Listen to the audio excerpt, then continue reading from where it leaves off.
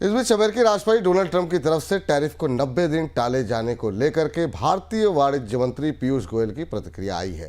उन्होंने कहा कि ट्रंप के इस फैसले से भारत को अमेरिका के साथ व्यापार डील को फाइनल करने का समय मिला है। पीयूष गोयल ने यह भी कहा कि भारत गन पॉइंट पर बातचीत नहीं करता और जब तक देश हित सुरक्षित ना हो तब तक जल्दबाजी नहीं होगी। सर, कल के स्पेशल शो में हमने इस बात के संकेत दिए थे कि भारत अपने रुख में बदलाव करे और आज पीयूष गोयल का ये स्टेटमेंट क्या उसी तरह का बदलाव दिखा रहा है, दर्शा रहा है? बिल्कुल जी, याद होगा आपको, कल हमने कहा था कि दुनिया के सारे देश अब ट्रंप को कॉर्नर करने में, पीछे करने में लगे हैं। भारत किस बात का इंतजार कर रहा है? ठीक सही, भारत ने पहले से पेशकश पहल नहीं की, लेकिन अब भारत का रुख और नजरिया बदलना चाहिए। इसके संकेत 2 दिन पहले भी मिले थे, पर आज ये आया बयान बेहद था, बहुत सीधा बयान था। और चूंकि भारत के वाणिज्य मंत्री जो अभी 1 महीने पहले विपुल जी उन वार्ताओं का हिस्सा थे जिन वार्ताओं में ट्रंप भारत पर सवार थे और भारत से तमाम तरीके की रियायतें मांग रहे थे, उन्होंने आज ये कहा कि हमारे सर पर बंदूक लगाकर कोई समझौता नहीं किया जा सकता। इशारा क्या था कि इससे पहले अभी तक रेसिप्रोकल टैरिफ तक वस्तुतः डोनाल्ड ट्रंप ने भारत के सर पर बंदूक लगा रखी थी और उन शर्तों पर वो सहमति बनाना चाहते थे।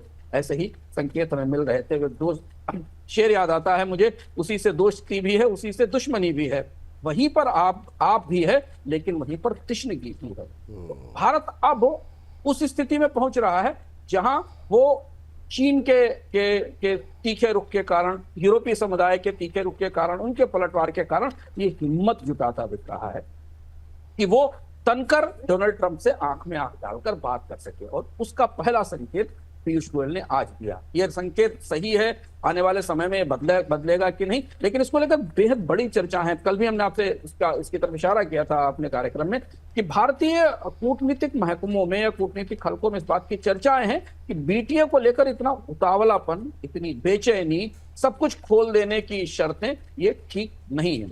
डेटा पॉइंट में अगर हम देखें और पीछे जाकर समझने की कोशिश करें तो आपको ये याद होगा कि 2018 में डोनाल्ड ट्रंप और भारत के बीच में ऐसा ही व्यापार टकराव हुआ था। भारत ने सख्ती की थी और उस सख्ती के बाद डोनाल्ड ट्रंप कई मामलों में सहमत हुए थे। भारत और डोनाल्ड ट्रंप के बीच, अमेरिका के बीच WTO में विवाद हुआ था, जिसमें अमेरिका ने भारत की जो मर्चेंट निर्यात प्रोत्साहन स्कीमें थी उन्हें बंद करने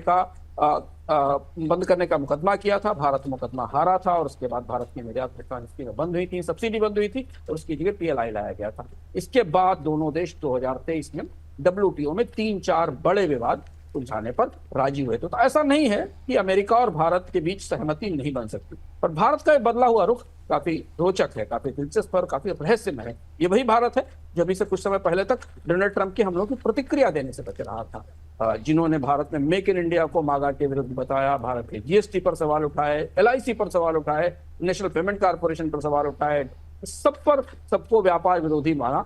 उससे अब भारत की तरफ से ये इशारा तो किया गया है कि हम गन पॉइंट पर समझौता नहीं करेंगे। देखते हैं ये गतिविधियां किस तरफ जाती हैं। मैं और भारत और अमेरिका के बीच में जो व्यापार संधि है उसमें किस तरीके के प्रावधान शामिल किए गए। जी बिल्कुल, सवाल भी यही है सर मेरा कि आखिर में भारत अमेरिका ट्रेड डील, क्या ये जो बदलता हुआ माहौल है या भारत का जो एक बदला हुआ रुख जिसका जिक्र आप कर रहे हैं, इस माहौल में कैसी दिख रही है? क्या कोई बदलाव इसमें हो सकता है?